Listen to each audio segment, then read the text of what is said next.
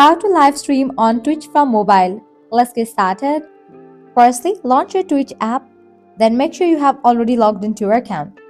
At the bottom, you will find different option. Click on the plus option given at the bottom middle.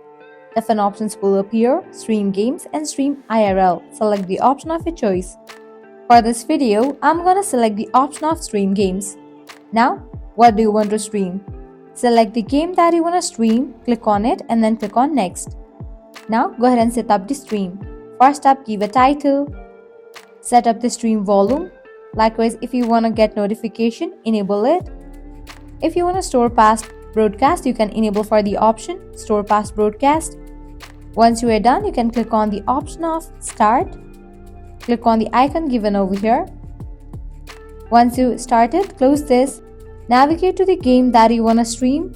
Launch the game and start playing. With that, you'll be good to go. So this way you can easily live stream on Twitch from mobile device. If this video was helpful, don't forget to like, share and subscribe. Thanks for watching.